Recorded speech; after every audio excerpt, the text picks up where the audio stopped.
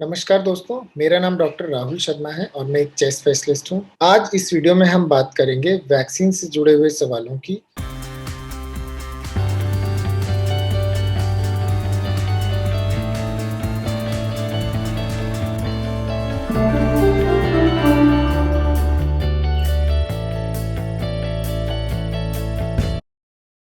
एक इम्पॉर्टेंट सवाल यहाँ पर आता है कि किन लोगों को वैक्सीनेशन नहीं लेना चाहिए। गवर्नमेंट ने इसके लिए भी गाइडलाइंस दी हैं। जिन लोगों को पहले कभी भी सीवियर एनाफिलैक्सिस रिएक्शन हुआ है, सीवियर एलर्जिक रिएक्शन हुआ है, इसका मतलब है कि कभी भी जैसे कुछ खाया, जैसे फिश से कुछ लोगों को एलर्जी होती है, पीनट से कुछ लोगों को एलर्जी होती है, या किसी दवाई से उसको एनाफिलैक्सिस हुआ है, पहले कोई वैक्सीन ली है, उनसे उनको एनाफिलैक्सिस हुआ है, उन लोगों को इस वैक्सीन को लेने से पहले अपने डॉक्टर की सलाह लेनी है। एनाफिलैक्सिस होता क्या है? जब भी आपने कभी किसी चीज़ का सेवन किया और उसके बाद आपको सीवियर एलर्जी हुई, जिसमें आपको साँस में प्रॉब्लम आई, साँस में साँय-साँय की आवाज़ आई, शरीर पे दाने पड़ गए, साँस लेने में दिक्कत आने लगी, हॉस्पिटलाइज़ होना पड़ा।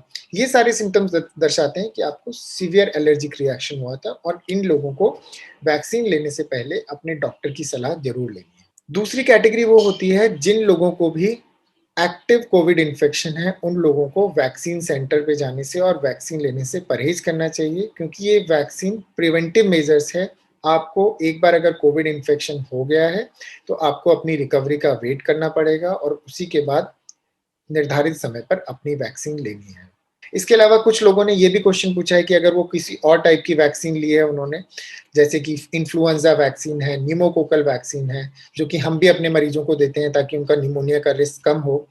इन लोगों को अगर उन्होंने ये वैक्सीन ली है, निमोनिया और इन्फ्लुएंजा वैक्सीन और कोविड वैक्सीन के बीच में कम से कम 2 हफ्ते का गैप होना ज़रूरी है। और बहुत सारे लोग हमसे क्वेश्चन पूछते हैं कि उनको क्रॉनिक बीमारी है, जिसमें लंग की बीमारी हो सकती है, हार्ट की बीमारी हो सकती है, शुगर हो सकता है, ब्लड प्रेशर हो सकता है, उनका कोलेस्ट्रॉल बढ़ा हुआ है। लेकिन इन सभी पेशेंट्स को ये वैक्सीन लेने में कोई परहेज़ नहीं करना चाहिए और ये वैक्सीन इन सभी लोगों के लिए सबसे ज़्यादा इफ़ेक्टिव है और एब्सोल्यूटली सेफ है।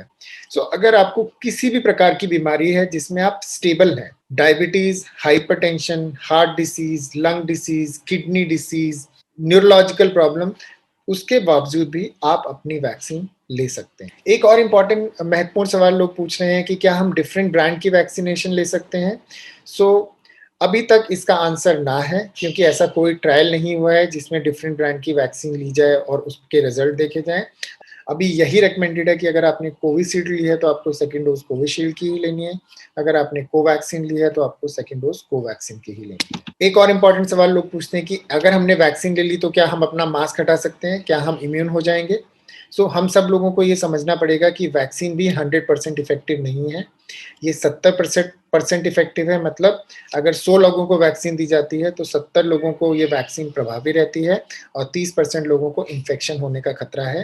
लेकिन इस वैक्सीन से फ़ायदा ये होता है कि इन्फेक्शन की सीवियरिटी मैक्सिमम लोगों में कम हो जाती है और हॉस्पिटल में एडमिट होने का या सीवियर डिसीज़ होने का रिस्क कम हो जाता है। बट हम सभी लोगों को ये ध्यान रखना है कि वैक्सीन लेने के बाद भी हम लोगों को अपना कोविड एप्रोप्रिएट बिहेवियर जारी रखना है। मैं फिर से ये दोहराना चाहूँगा कि कुछ लोगों को ये भ्रम होता है कि हम कोविड से रिकवर हो गए हैं और अगर हमारे अंदर एंटीबॉडी डेवलप हो गई हैं, तो क्या हमको ये वैक्सीन लेनी चाहिए? इसका आंसर है बिल्कुल, आप सभी लोगों को ये वैक्सीन लेना अनिवार्य है, क्योंकि जो एंटीबॉडी कोविड इन्फेक्शन के बाद आ रही हैं, वो लॉन्ग लास्टिंग नहीं है और अगर आप इन एंटीबॉडी के साथ अपनी वैक्सीन लेते हैं, तो उसका इफ़ेक्ट और बेहतर आता है। एक और महत्वपूर्ण सवाल लोग पूछते हैं कि हमें कौन-सी वैक्सीन लेनी चाहिए? कौन-सी वैक्सीन ज़्यादा बेहतर है? अभी तक हुई रिसर्च के मुताबिक सारी वैक्सीन की एफ़िकेसी ऑलमोस्ट इक्वल है। आपके पास अभी भी ये ऑप्शन नहीं आया है कि आप अपनी वैक्सीन चूज़ कर सकें और इवन इफ ये ऑप्शन आपके पास है, तो जो भी वैक्सीन आपको मिल रही है, वो इक्वली इफ़ेक्टिव है एंड आप अपनी वैक्सीन ले सकते हैं। एक और महत्वपूर्ण सवाल लोग पूछते हैं कि कौन-सी वैक्सीन बेस्ट है?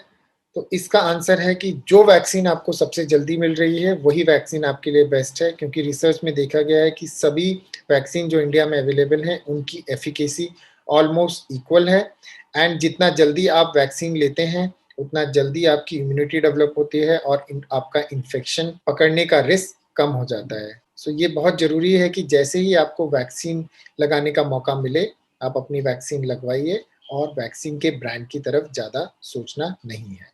मैं आप सब लोगों से यही रिक्वेस्ट करूँगा कि इस वीडियो को ज़्यादा से ज़्यादा शेयर करें ताकि लोगों के मन में जो वैक्सीन रिलेटेड क्वेश्चन है, उनका आंसर उनको मिल सके।